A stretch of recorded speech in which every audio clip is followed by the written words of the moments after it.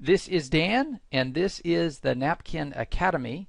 And today I want to talk a little bit more in detail about the concept of the vivid lens.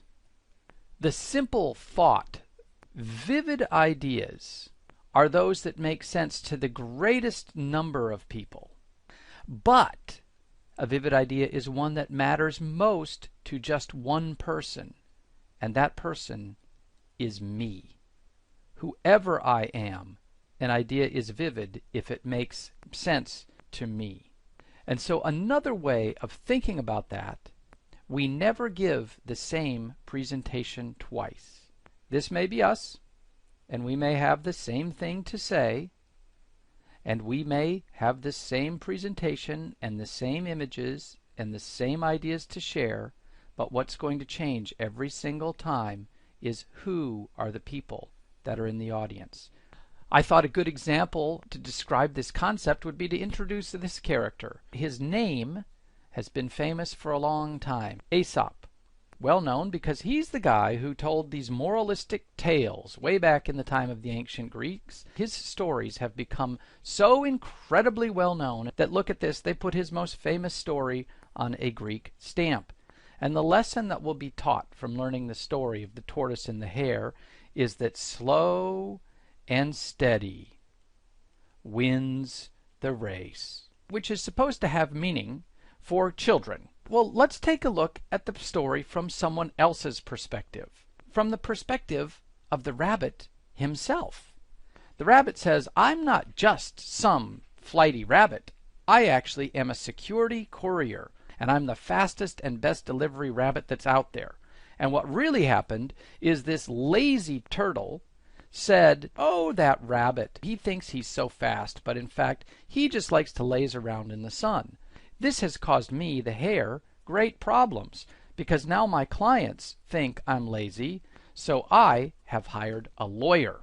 And the lawyer has a different way of looking at this story. Ladies and gentlemen of the court, my client, the hare, is suing Mr. Tortoise for defamation of character. And let me explain, unlike what Aesop said, what the real story is. The tortoise challenged the hare to a race, and he said the race is going to start at the big rock, and it will cross the bridge, go around the anthill, go around the old boot, and end up at the old tree. If we look at who and what is involved in the numbers, we'll see that the race is 2 miles in length, and quantitatively it involves 2 participants, the hare and the tortoise. And the tortoise alleges that at the finish line he was ahead of the hare, therefore said, I win, and Mr. Hare is lazy. However, what we will prove is that is not in fact what happened. The tortoise did walk from the beginning of the race to the end, but what actually happened for the rabbit, he was running, but remember, he's a courier. So he got called away in the middle of the race and had to go off and deliver tea to the Mad Hatter's tea party. And by the time the hare, who was a diligent and reliable fellow, had made his delivery, it was too late to catch up to the tortoise. And so what's happened is we've had a loss of business. And in order to prove what the loss monetarily has been, we're going to bring in an accountant and make the case that says, if this is a chart representing the hare's business over time, and this is client's perception of the hare from careless and lazy up to speedy and reliable, you'll see that at the beginning of this, the hare's reputation was very good and was continuing to improve until the tortoise made this claim of laziness, at which point the hare's clients started to not believe in his reliability anymore. And that has had a specific and measurable impact on the income of my client, the hare. Revenue prior to this claim of laziness by the tortoise was rising. After the claim of laziness by the tortoise, you'll see that income has gone down. And so as we look at this story from different points of view, and this is really the lesson, is depending on who we are talking to, we may have a very different perspective on what we really need to share. I thought that's kind of a cute way of presenting the story. We know that we have spent the last several lessons exiting the land of too much noise and confusion where our ideas are unclear. We took our ideas through the vivid forest, and now with targeted we are moving our idea back into the area where we're going to show it to everybody else. And what we really need to recognize is that each person we're going to be showing our idea to has a slightly different perspective, and it will be our job to take into consideration all of those different perspectives. In order to do that, we've been around the vivid forest and we ended up with targeted. So the real simple thought here is that vivid ideas have a target, and the vivid lens is the simple tool that allows us to identify that target and aim our idea right at the center of it. How are we going to do this? The vivid lens is the tool that we use to help us think about our audience before we get up in front of them and begin to show our idea. The vivid lens is a kind of a thought exercise that helps put us in the mind of our audience before we share our idea with them. I call this the vivid lens because it's a simple little mnemonic to help remember it. The lens composed of 4 increasingly focused levels of magnification that allow us to look at our audience in great detail. And if those 4 letters stand for L, are we talking to a leader? E. Are we presenting to an expert? N. Are we sharing our idea with someone who's highly numeric and quantitative? And S. Are we sharing our idea with someone who's very sympathetic? If so, we will want to talk in a particular way. But what about the opposites of those? The opposite of leader. What if we're talking to someone who's not a leader but more of a doer? What if we're talking to someone who's not an expert but a newbie? What if we're not talking to someone who's very numeric but rather someone who's very emotional? And what if we're not talking to someone who's sympathetic, but what if we're going to be sharing our idea with someone who's antagonistic to us? So the thought exercise simply becomes, try to put ourselves in the mind of our audience and think, where along these sets of questions do they lie? Sometimes, depending on our audience and our idea, showing our idea as very, very complex might be exactly the right thing to do. We might want to show our idea to someone and have them say, "Oh no, that looks terrible. That's too complicated for me." Because if we start the idea this way, we are then able to show the way out. And we can say, "Oh, here's the path we need to take to get out of that maze." And then over time, we can get the person to say, "Oh, isn't that wonderful? There's a way out." Sometimes, though, we might simply want to say to someone, "Look, there is a way to get from where we are now to where we want to be, and I can show you exactly what the way is." The important lesson here, though, is that our idea is exactly the same. The only difference is our audience and our intent. Every time we share our idea, we're going to be sharing it with a different group of people, with a different set of needs and a different set of perceptions. We may have to show our idea to a group of school children. We may need to share our idea with a politician. We may need to share our idea with people that are incredible experts. We may need to share our idea with people who are desperately unhappy about what our idea may contain. All those circumstances are very real, and in every case, we still have to show our idea. Am I showing it to him? To him? To him? Or to him? Is my audience a leader or a doer? Is my audience the coach of the football team, or is my audience the people who are going to have to run the ball? If the audience is the coach, we might want to present the biggest possible visionary picture of all. For those of you not familiar with American football, I'm sure you can recognize the idea. You could imagine that this was global football. This was World Cup. The teams come in, and by winning one game, the team continues, win the next game, and the idea, of course, is to win ultimate prize. So that's the big vision. But now, if you're the coach and you want to try to share with the people who are actually going to do it, what picture might you draw? Well, perhaps it's something that's quite different that says, look, you're going to be over here. What I want you to do is run over here. You're going to be over here. I want you to take the ball and move over here. I show a very different picture on how do we do it. This is the picture that's of use to the person who's expected to actually do the job. And perhaps that picture could be even more detailed to show exactly what I want you to do. You're here, I want you to move over here. You're here, I want you to move exactly over here. I could say, well, how do you do that? Well, put your hands like this, and with your hands, do that, and we will win. But what about the expert, the person who knows this material extraordinarily well, and versus the person who's only seeing it for the very first time? This is where we get back into something we talked about months and months ago, the curse of knowledge. Once we really know something, it is impossible for us to remember what it was like not to know it. The moment we become knowledgeable, we forget what it was like not to know it. And this is why it's so easy to look at a newbie, someone who's over here, never done it before, and here's us, the expert, and we've done it a million times, and look at them and say, boy, look at that idiot. How come they don't understand it? It's so simple. It's because we now have the knowledge and we can't remember what it was like not to have it. And it's critical when we're making our presentation to remember this, because it gives us something we call the simplicity principle. And from a pictorial perspective, it tells us this: our audience's willingness to look at our picture is directly proportional to their experience with the subject. Well, that's a whole lot of words there, isn't it? What does that mean? Well, let's show it pictorially.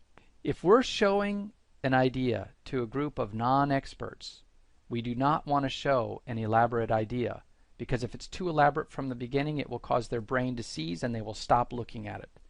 The converse is also true. If we're showing a group of experts an idea, we do not want to show them a simple version, because they'll say, oh, you don't know what you're talking about, because there's much more detail involved in that.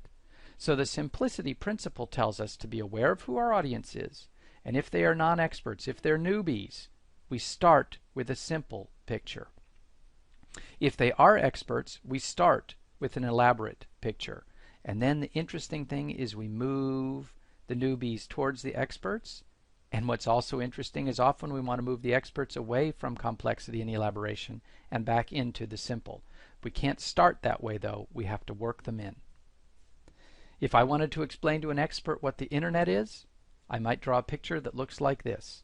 The internet is composed of multiple technological layers that are sitting on multiple types of databases through multiple types of APIs, accessing multiple types of data, now feeding out to the cloud that's the internet, and going through remote buses or HTTP or FTP to the final user. But that's not the picture we'd want to show someone who's never seen the internet before.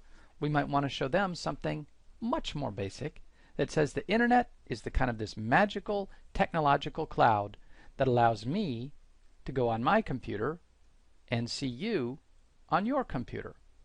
Oh, I like that, she says. Oh, I really like that, he says. Well, now, perhaps because I've gotten them convinced by the simple picture, I can take them back to the more elaborate. Remember, we're in lens now, so we've moved on to the N. Is our audience someone who's numeric or someone who's emotional? Someone who just loves to look at the charts and the data, or someone who just loves to look at what does it really feel like? Because let's face it, there are people out there that we will present to who perhaps love to look at the actual data, who are the more numeric, the more quantitative people, and they love being able to look at exactly this data cell and compare it to this data cell and know that that means this, that gives us this answer. And there are people who really love going through this and discovering the underlying idea. But it's pretty rare that this is the way we would want to make our presentation. So what might make more sense is to get that numeric insight and go ahead and share it in a quantitative way through, of course, one of our favorite elemental pictures, the chart, the visual display of data. And in this particular case, we're actually looking at a chart that shows the chemical components of glass. Let's say a nice sheet of glass. Well, why would this be interesting to someone? Well, because perhaps for a numeric person, this is the way they'd like to look at something that might otherwise look like this. Because maybe the more emotional person says, oh, I love it. What a beautiful diamond. That's sure a sign of love. I love that you've spent that kind of time and money on me. I know that this is a sign of genuine affection. You've given me a diamond. Well, what happens if it turns out that it wasn't a real diamond, and we go back and look at the quantitative numbers and say, oh my gosh, it's not a diamond at all. It's actually a glass compound. The difference in the story between the numeric and the emotional. Which brings us to our last element on the lens. Is my audience sympathetic to me, or are they antagonistic to me? And I thought the best way to summarize this would be just to share with you some thoughts that I have from the many, many presentations I've now had a chance to make, and just focus in for a moment on who are the audiences that I've worked with that were the most difficult and who were the easiest. And I thought, let's go ahead and start with the 4 most difficult audiences that I've had to present to. And let's put this in a little bit of context, because I believe at this point I've probably over the last 5 years given more than 400 presentations to audiences of all sizes around the world on the power of visual thinking and visual problem solving. And there have been audiences that I have spoken to who do not seem to really like the idea that I'm sharing. Very difficult audiences. And I thought I would map some out. So one of the most difficult audiences I've had a chance to work with are actually the lawyers. In particular, criminal lawyers and litigators who say, oh no, pictures are not going to work. We need to rely on words. Now what's interesting is these lawyers tend to be leaders, and they tend to be experts, and they do skew a little bit more towards the quantitative, although the really good ones are certainly able to connect emotionally with their own audiences. Another group I found very, very difficult to present to are investment bankers. Let's put investment bankers over here. Absolute leaders, absolute experts in issues around finance, extraordinarily numeric, and there's something about the idea of creating a simple picture that just sets these guys and women on edge. They don't like it. The other group that I found, senior consultants, senior partners at big consulting companies, senior partners at consultancies. Boy, they look at these pictures and they say, oh no, and these are certainly people who are absolute leaders and often doers, absolute experts in their fields of expertise, again, driven largely by the numeric. Very difficult to get them to connect on an emotional level, very difficult for them to understand what it was like, in many cases, for someone not to be as expert as they are. And then the last group that I found that I thought was kind of ironic, very difficult group to talk to, was actually a group of people, of all places, at Google, who I would have thought would have been the easiest group to talk to. And what's interesting is I think that many of the people at Google that I had a chance to talk to the first time were extremely young, extremely smart, extremely technically savvy, and extremely data oriented. And when I come in and I talk about how we can use pictures to help solve problems, I think the young issue is many of these people have not yet experienced a real business problem yet. Things have been going so well for so long, they haven't yet seen what it's like when things don't go particularly well. Extraordinarily smart, but also very, very much driven by the data. So the idea of trying to use a picture to explain the data seems to be kind of difficult for people to accept. Well, let's look at the other side of that balance then. Who are the 4 audiences that I've worked with who have been the easiest to present to? The most sympathetic, those who say, oh my gosh, this visual thinking stuff is absolutely great. Now look at the parallels. The most senior sales teams at IBM. Unbelievable. The reception that I had talking to the most senior salespeople at IBM, absolute leaders, absolute experts. But I think what's interesting is even though they work at a very quantitatively organized organization, they really do recognize, because they're in sales, the power of the emotional and how a picture can resonate so well on the emotional side. Another group, very surprisingly, that has taken very much to the pictures, might find this surprising, are actually accountants. I've done a tremendous amount of work lately with accountants, the most numeric people on earth. Absolutely love the ability to explain complex sets of data by using pictures. People who love the idea of creating understood charts. Accountants. The other group, perhaps not surprisingly, pilots. Lots of presentations to pilots and aeronautical engineering companies, all of whom are leaders, all of whom are experts in their field. Very numeric, but also with a good sense of sometimes the sort of the seat of the pants. And the pilots always look at me and say, absolutely. You know, it's absolutely right. Everything is about the visual. Everything is about what can I see and how do I see the world, and that's how I know to keep flying in the right way. So I think pilot's fascinating. And then the last group that I found an unbelievably sympathetic audience are parents of school-aged children. And these are the parents who understand. It's amazing how many say, the pictures are clearly what are going to help save education. We need to get more pictures back into the classroom because the way we're being taught without any pictures is simply not working for my kid. So I thought that was an interesting way to share it. And the real takeaway from this, and then we'll move on to our homework, is I want us to remember, as we're using the lens to look at our audience, we always need to remember that our audience is also looking right back at us. I want to conclude by giving you this session's homework. I want you to practice the vivid lens. And let's take a nice sort of Aesop-like moralistic statement. Let's talk about money. Saving is better than spending. What I'd like you to do, whether you believe it or not, is I'd like you to use the lens to convince a banker that saving is better than spending. And what picture might you use to convince a consumer it's better to save than to spend? Convince an economist that saving is better than spending. And what picture might you show to a kindergartner to convince them to save some of their money? And then lastly, to the numeric, how would you explain it to an accountant? And into the more qualitative, what does it feel like? How would you explain this idea to a musician? That's your homework. And now let's go ahead and turn it over to student work from the last session. And here's a quick review of what we had. The homework was around using the lens again to target an idea. Our initial idea was let's go on a camping trip, and we wanted to use the lens tool to illustrate 3 compelling ways to sell this trip, especially to the skeptics. So, Barbara, you should be able to hear me now. Can you hear me? Yes, okay, I hear you. So, Barbara, I've got all 4 of your pictures here in sequence. Can you just walk us through what you drew? Yes, the first one is a camping trip for, I choose expert and doers. I wasn't quite sure. I just imagined someone who was experienced, who was a walker. He imagined a landscape, a great landscape in which he's walking. Yes, I've got some mountains and some trees and the tent. And so that was my vision for someone who I think is an expert, who likes to go on a camping trip. I would show a picture like this.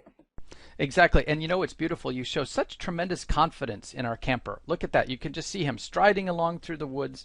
Absolutely expert. So let's go on to the next picture then. Yeah. This was my picture, camping trip for emotionals. I imagined someone who would go on a camping trip with his family, his dog, and imagining him to have some fire, something to eat, spend a nice time with other people. I've got my doggie with me. I've got my family and my friends with me. I want to go. This is a great picture. Yeah. Perfect. Okay. And then the next one? The next one, I tried to imagine for a newbie. I thought of someone who would be able, would worry about, can I put up a tent? I never did it.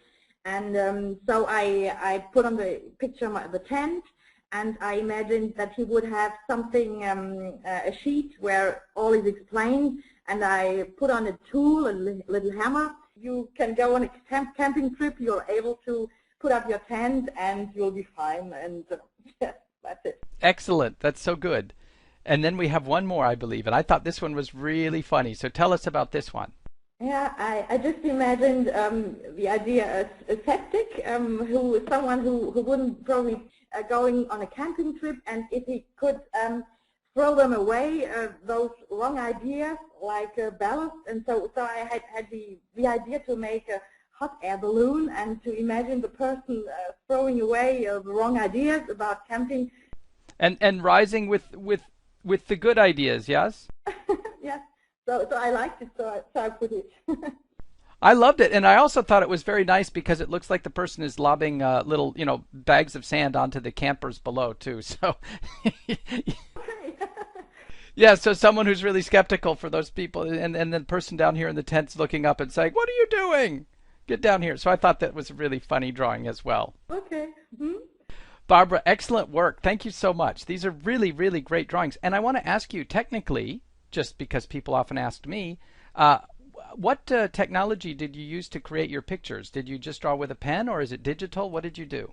Yeah, I used the iPad. I have a little pen to draw on it, and this is a little app that I just found last Saturday. I like very much. It's Notes Plus.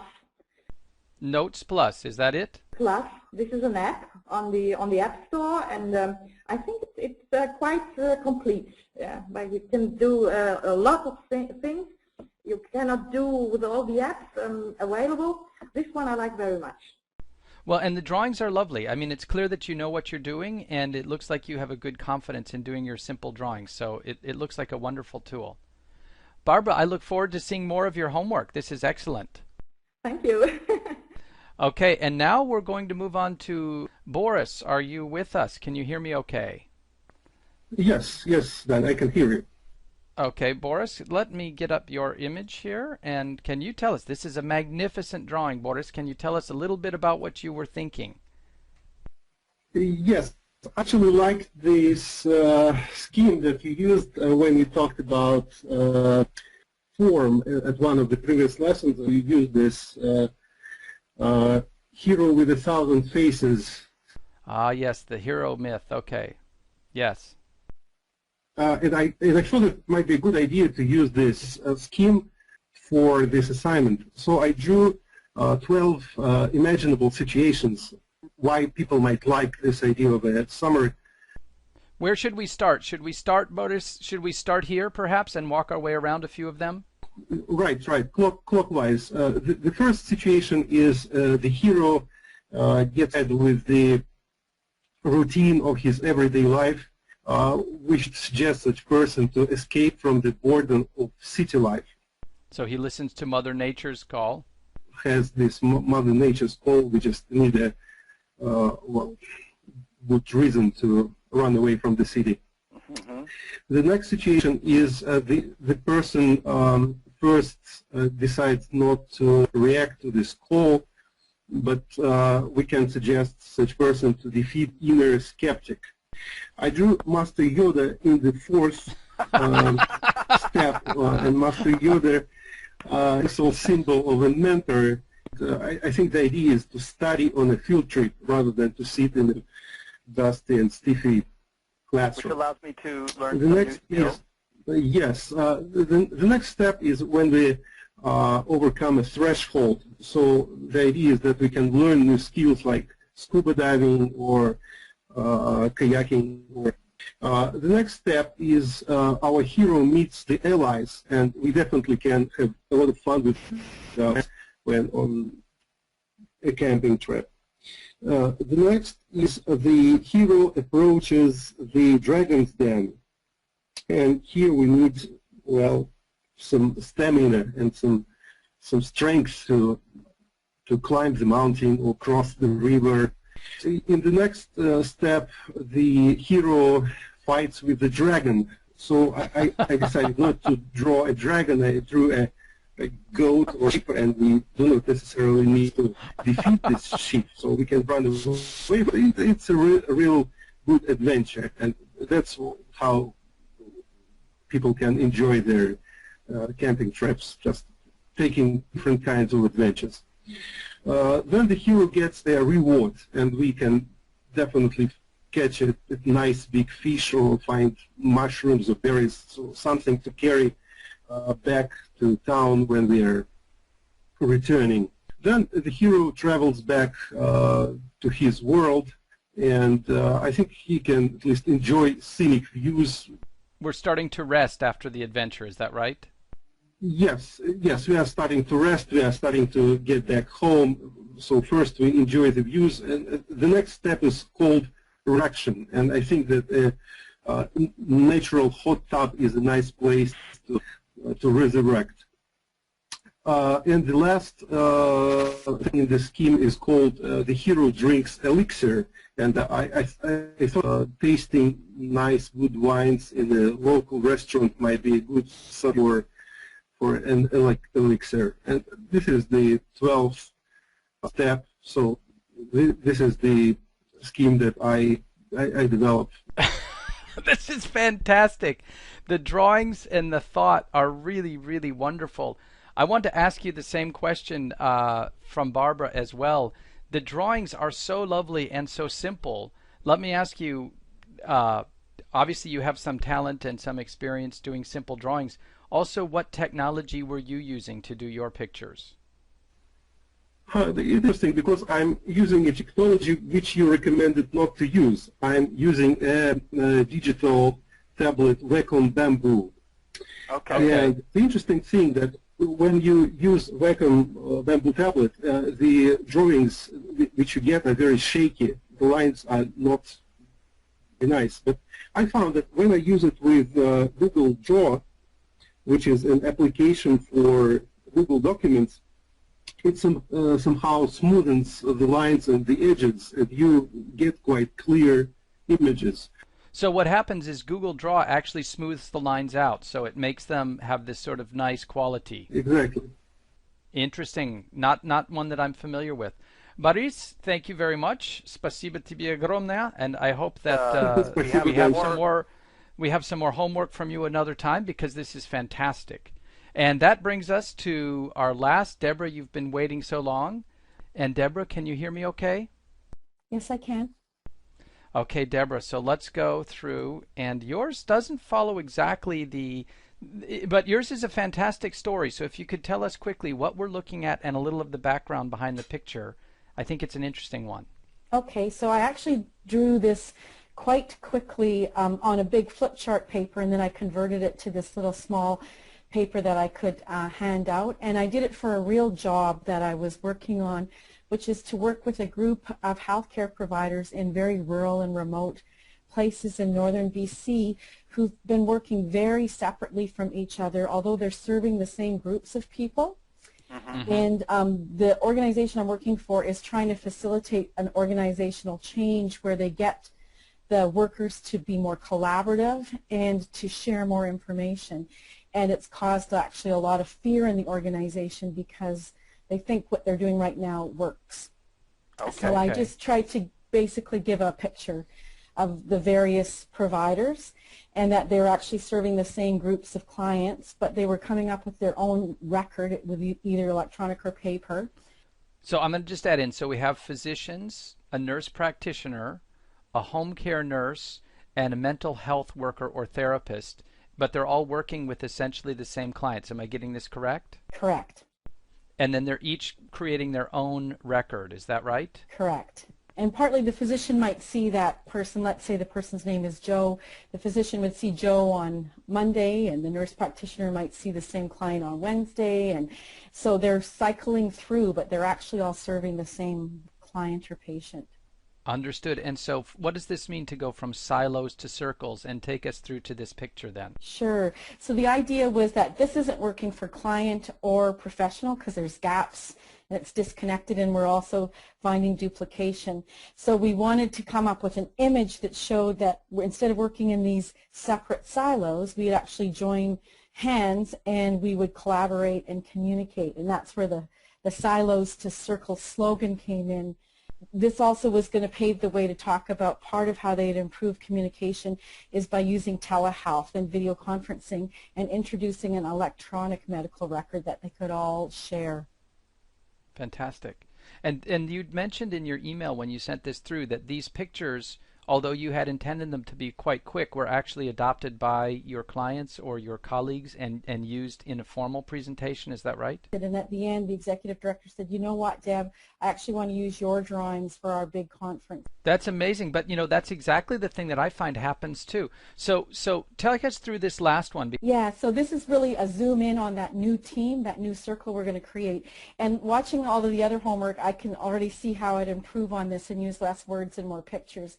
But the idea is to put the client at the center and to show sort of the realms or spheres of services, that you do have a medical team, but they're just part of it. You've got all of these other programs that you're pointing to now, Dan, and that some of these programs are delivered by individuals or groups of team, but the idea is that the whole picture creates this comprehensive circle around the client where they're getting all of their needs met in primary health care.